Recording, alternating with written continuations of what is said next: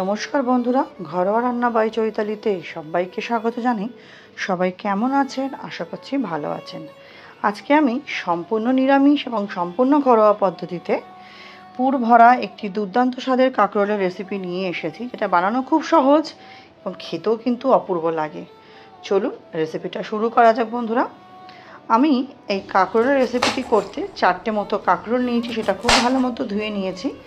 নিয়ে কাঁকরোলের মাথা এবং নিচে দুটো পোর্শনই আমি একটু ছাড়িয়ে নিচ্ছি। 4টে কাঁকরোলই আমি ছাড়িয়ে নেব। তারপরে বন্ধুরা আমি পরের প্রসেসটা করব।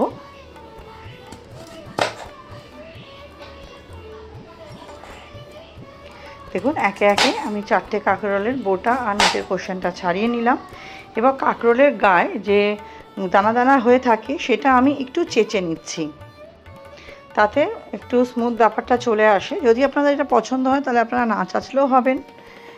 তো আমি এটাকে চেঁচে নিচ্ছি, 4টেই করে নেব, মানে সবুজ যে ওপরের দানা দানা অংশটা সেটা চেঁচে নেওয়ার পর এটা আমি 2 ভাগ করে নেব। নতুন বন্ধু যারা আমার চ্যানেলে নতুন, ভিডিওটি প্রথম দেখছেন, আমার রেসিপিটা যদি সামান্য হলেও ভালো লেগে থাকে চ্যানেলটি সাবস্ক্রাইব করে পাশে থাকার অনুরোধ রইল। পাশে থাকা বেল আইকনটি প্রেস করে অল নোটিফিকেশানটা অন করে নেবেন, যাতে আমি চ্যানেলে যখনই নতুন নতুন রেসিপি আপডেট করব সবার আগে আপনাদের কাছে এই নোটিফিকেশান পৌঁছে যাবে। পুরনো বন্ধুদের অনেক ধন্যবাদ পাশে থাকার জন্য। আপনার সাথে গল্প করতে করতে আমি কড়াইতে জল দিয়ে অল্প একটু নুন দিয়ে ওটা একটু ফুটতে দিলাম। তারপরে কাঁকরোলগুলো দিয়ে দিলাম। 5 থেকে 7 মিনিট মতো একটু ভাপাতে দেবো, হালকা একটু নরম হতে দেবো। দেখুন হয়ে গেছে আমার।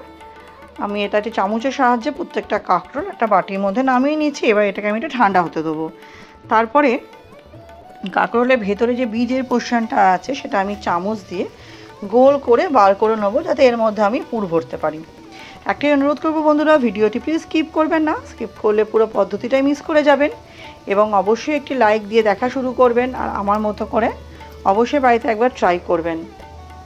আশা করছি আপনাদের খুব ভালো লাগবে খেতে, এবং কেমন লাগলো সুন্দর সুন্দর কমেন্টের মাধ্যমে আমাকে উৎসাহিত করবেন। দেখুন প্রত্যেকটা কাঁকরোল আমার ছাড়ানো হয়ে গেছে। এবার আমি কাঁকরোলের বীজগুলো রেখে দিয়েছি সাইডে। এবার আমি একটা মশলা তৈরি করবো, মানে পুরটা তৈরি করবো, যেটা আমি কাঁকরোলের মধ্যে যেটাকে আমি ভরবো। তার জন্য আমি একটা মিক্সিং জার নিয়েছি।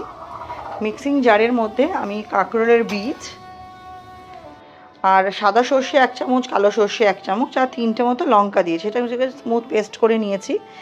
এই জিনিসগুলো মানে ইনগ্রেডিয়েন্টসগুলো মিক্সিং জারের মধ্যে দেওয়ার সময় বন্ধুরা ভিডিওটা অফ হয়ে গেছিলো।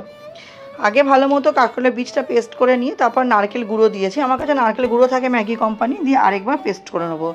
যদি আপনাদের কাছে টাটকা নারকেল থাকে সেটা কুড়িয়ে নিয়েও করতে পারেন, আরও ভালো হয় খেতে। এবারে আমি পুরগুলো চামচে করে করে কাঁকরোলের মধ্যে ভরে নেবো। দেখুন প্রত্যেকটা কাঁকরোলই আমার পুর ভরা হয়ে গেছে। তারপর অন্যদিকে আমি একটা ব্যাটার তৈরি করব, যার মধ্যে কাঁকরোলটা আমি চুবিয়ে ভাজবো। তার জন্য আমি 3 চামচ বেসন নিয়েছি। নিয়ে নেবো হচ্ছে 3 চামচই আমি চালের গুঁড়ো, যাতে একটু ক্রিস্পি হয়। নিয়ে নেবো স্বাদ অনুযায়ী নুন, ছোটো চামচের 1 চামচ মতো হলুদ গুঁড়ো আর কালো জিরে, ওই ছোটো চামচে 1 চামচ মতো কালো জিরে দিয়েছি। দিয়ে এটা প্রথমে একটু মিশিয়ে নেবো আমি। তারপরে অল্প অল্প জল দিয়ে ব্যাটারটা আমি তৈরি করব। একসাথে অনেকটা জল দেবেন না, তাহলে অনেকটা পাতলা হয়ে যাবে। সেই জন্য আমি অল্প অল্প জল দিয়ে ব্যাটারটা তৈরি করব, যাতে একটা মোটামুটি একটা থিক ব্যাটার তৈরি হয়। বেশি পাতলা হয়ে গেলে আবার তেলে দেওয়ার সাথে সাথে না পুরো একদম মানে কাঁকরোলের গা থেকে একদম ছেড়ে যাবে। তার জন্য বন্ধুরা, আর এটাকে আরও খাস্তা করতে আপনারা যদি চান, তেলটা যখন গরম হবে 1 চামচ গরম তেল ব্যাটারের মধ্যে দিয়ে দেবেন। সেটা আমার আর করা হয়নি, ভুলে গেছিলাম। এবার আমি তেলটা গরম হয়ে গেছে, প্রত্যেকটা কাঁকরোল ব্যাটারের মধ্যে চুবিয়ে ভেজে নিচ্ছি। প্রথমে আমি যেই পোর্শনটায় পুরটা ভরা আছে সেটাই দিলাম। দিয়ে আমি গ্যাসের ফ্লেমটা মিডিয়াম টু লো রেখেছি, যাতে ভেতরে পুরটা খুব সুন্দরভাবে সেদ্ধ হয়, যাতে মজে যায়। আপনারা এই সময় ঢেকেও রাখতে পারেন কিছুক্ষণের জন্য। আমি ঢেকে রেখেছিলাম কিছুক্ষণের জন্য। তখন এই পুরের পোর্শনটা ভালো মতো হয়ে গেছে। এবার আমি উল্টে দেবো, উল্টে পিঠের পোর্শনটাও ভালো মতো ভাজা হতে দেবো। এটা ভাজা হয়ে গেলেই আমার রেডি হয়ে যাবে গরম গরম পরিবেশন করার জন্য। বন্ধুরা, এটা নিরামিষের দিনে গরম গরম ভাতের সাথে, ডালের পাশে বা বাটার বা ঘিয়ের সাথে খেতে তো অপূর্ব লাগেই। এছাড়া আপনারা এটা গরম গরমও খেতে পারবেন, চায়ের সাথে স্ন্যাক্স হিসাবে দুর্দান্ত লাগে কিন্তু খেতে এটা বন্ধুরা। আমি তো শুধুই খেয়ে নিয়েছিলাম। দেখুন আমার এপিট ওপিট দুপিট করে বেশ লাল লাল করে আমার ভাজা হয়ে গেছে এবং আমি তুলে গরম গরম পরিবেশন করব। আমার সাথে ভিডিওটি শেষ অবধি দেখার জন্য আপনাদের সকলকে অনেক ধন্যবাদ বন্ধুরা।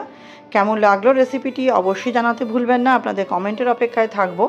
তাহলে চলুন আজকের মতো ভিডিওটা আমি এখানেই শেষ করছি। নেক্সট দিন আবার হাজির হয়ে যাব নতুন কোনো রান্নার সাথে। সবাই খুব ভালো থাকবেন, সুস্থ থাকবেন, আর কেমন লাগলো অবশ্যই জানাতে ভুলবেন না।